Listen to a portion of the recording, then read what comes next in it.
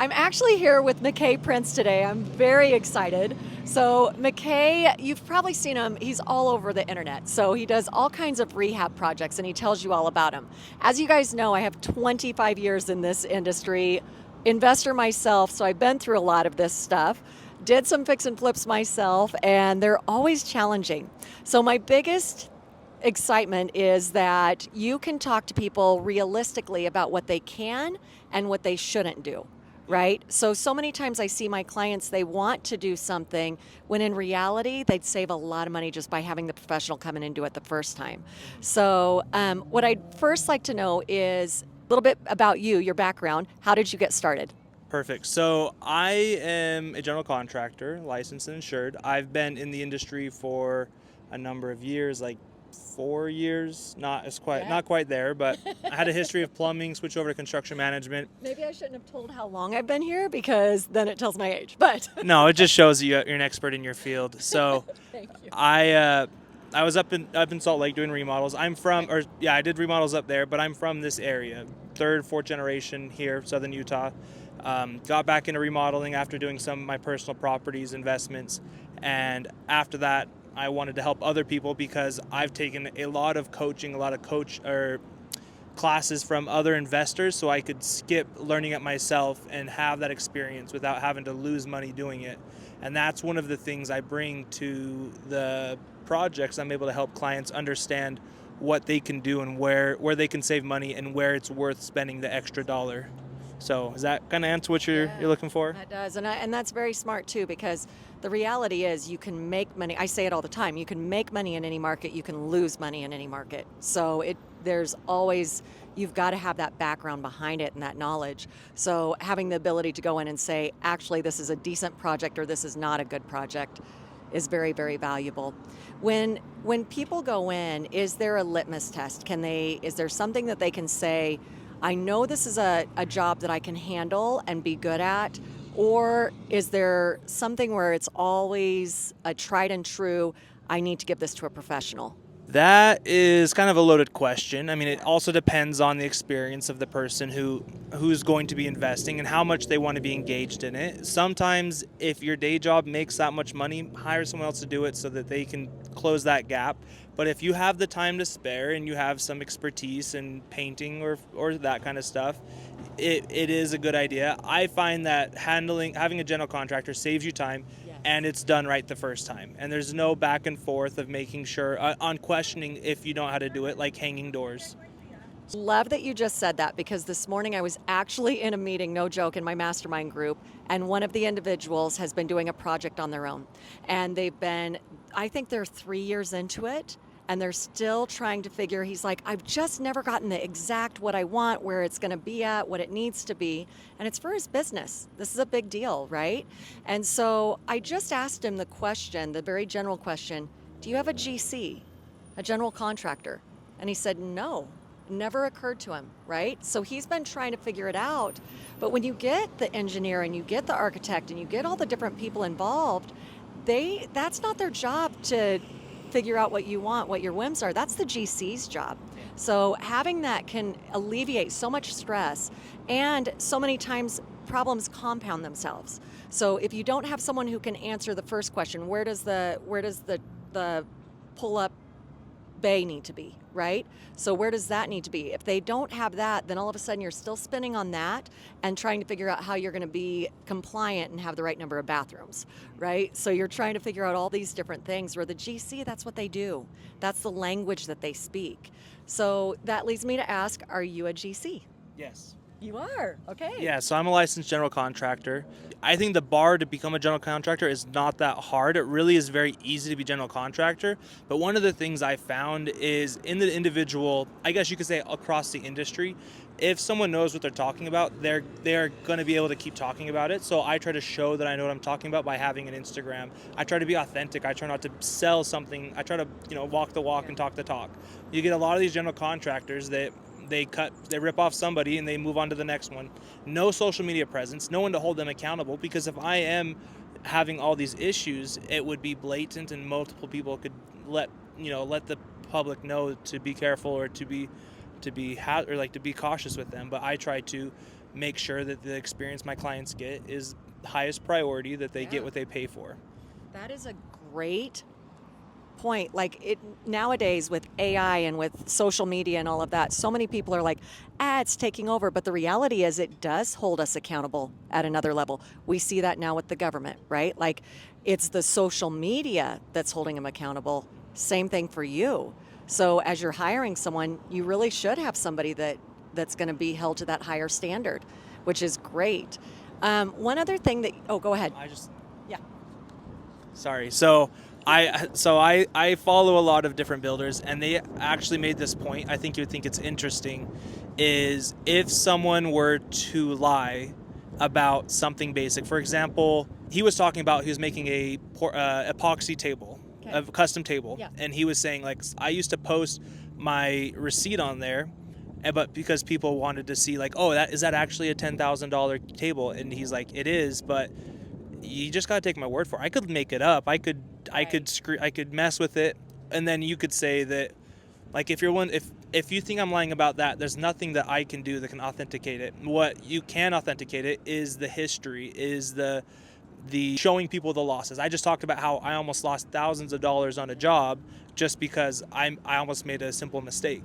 And I'm willing to own up to what I've done wrong. The big thing I've been doing this last year is I've just been focusing on taking personal accountability and living above the line. That's how you can tell a general contractor, or I guess just a decent person versus a person who doesn't own up to where they've made mistakes and where they don't try to move things forward. So that's more of a philosophical thing, not really a contractor thing. I like that. And that's your number one rule in sales, right? That's the only thing you have is your integrity. So you lie once and you're done, because that person's going to tell 10 other people and 10 other people. So, and the little white lies are so easy to compound. So why even do it? Exactly. You know, I have some clients that get frustrated with me because they're like, you're too honest. Well, I'd rather be too honest. Men are the worst type of people. Yes, men are the worst type of people. I agree. And my biggest line is, I'd rather you be upset with me now than to hate me later, right? So I'd rather tell you something you don't want to hear. So one other thing I wanted to ask you about was, you talked about learning from other investors. I'm a big person on that as well. When I got started in my 20s, right, I actually called over 100 other people that were investing. Yeah, and it was amazing. So they had no idea I was calling them, and I would call and I'd just start interviewing them. I wanted to know everything that they knew. And it's interesting how people like yourself, people like me, investors, we love to share our knowledge. You know, so if you're out there and you're thinking about it, call. Like this is where we get excited, because we're needed, I think. It's what we're passionate about. It is what we're passionate about. So it doesn't even seem like a big deal to talk about it, right? So I think it's pretty cool. So who is your favorite mentor? So I have different mentors in different parts of my life. The one that I really like is there's one that is a mentor for general contractors and builders.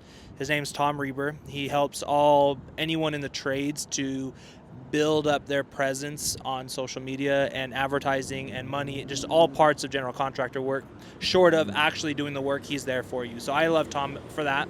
Awesome. And every coach has different parts that I take from, and I have investor coaches and mastermind groups, and I have networking, and I have social media and religious, just every facet of my life. I found that having a group to keep you accountable helps you grow a little bit. 100%. 100%. I think the most I've ever had was 12 at one time in every facet of my life. So you got to cover it. So as you guys know, I'm big on cycles. That is 25 years research. That's all I do is boom towns and what are the cycles with the different product types. So I often talk about that fix and flips have had their day in the sun. Right? So when we're talking rehab, of course, we're talking about more than just a fix and flip. However, the point that I want to really stress is that you can make money and you can lose money in any market, right? And with any cycle. So yes, you can still make money with foreclosures. You can still make money with fix and flips. But I'd really like you to tell us, because you've been successful doing something that is not the day in the sun right now. Right? So it's had its day in the sun and you're still making good money doing it. So what is your magic recipe? What is your secret sauce? I think right now the biggest thing is to increase the value of what you already have and be able to pull out or make a little bit more. Maybe you're not making thousands of millions of dollars on each property, but maybe you're able to increase the rent, or you're able to increase the property value just a hair, just to kind of get you to the next stage. I think a big thing right now is, with a lot of people trying to start their own businesses, is having some sort of space that you could rent out to a professional. So you can see that as setting up a room to do like a tattoo or hair place inside your place, or storage. A lot of people are doing the short-term storage where they rent out their garage or their shed. That, I see that being a big thing that will help a lot of people. Another big one, I would say, it's hard. It also depends on what it is. But I find that what you already have, there's always a little bit more that you can increase it. If you have a place that you operate during the day and you close at 5, maybe you rent it out to someone after 5. That could be something they could do with that commercial space. I know that churches and other places, venues, are looking for things like that. I don't see as much making it aesthetic. I think aesthetics right now isn't really in the cycle. I think that you're more on just either kind of tightening down the hatches, like getting a little bit ready. We're not quite sure what's on the horizon. I rarely make.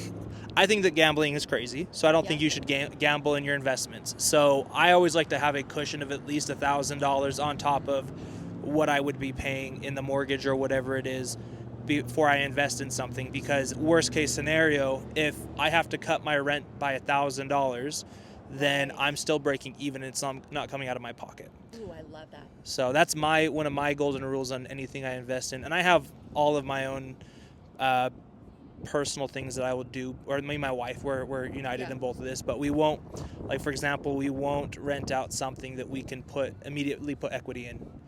So if there's nothing that we can immediately improve on the property, for example, we bought a house and added air conditioning to it, or new flooring and added a bedroom or a bathroom, or renovated the bathroom so that it makes it more desirable than when we have it. I like that a lot, because as we're shifting, as things are changing, right? It is kind of tightening down the hatchets. And it's interesting, there was an estimate that there's 3 million people who never went back to work after COVID. 3 million, right? That's huge. So it's little in the big, I guess, in the big picture. Plus we have all these federal cuts. So we are going to have more people in the workforce coming out. So I think that's going to be a big opportunity. The other thing that I really liked with that is you use the same philosophy I do, where yours is, if there's nothing I can improve on, right? Mine is, if there's no equity to be had, that's why I track boomtowns, right? So I need to know that it's in the right market, and I need to know if it's not in a boomtown, that it's in a hot pocket, which there's hot pockets in every market. So where is the hot pocket? But if I'm not going to make money, why would I keep it? And it's all an opportunity cost, right? So if you've got the ability to pick up something where you can improve it just a little, or before you get rid of it, to pick up another investment due to opportunity, because we're always following that cycle, right? We're always looping back to where we can get higher appreciation. Hey, it's McKay, the editor, also the person in the video. I just wanted to let you know that the video cut off at the end because my phone died. I know, rookie mistake, not gonna happen again. But as you can tell towards the end of the video, we're talking about the different cycles with real estate investing and that kind of direction of the conversation. If this is something that interests you, like and subscribe. We'll do more videos with Jessica in the future. Also, if you want to connect with me or with her, she's really smart with all of that. Just down in the comments, I'm going to have a link that will take you to her profile and my profile. And if you have anything with remodeling, obviously, get a hold of me. Have a great day.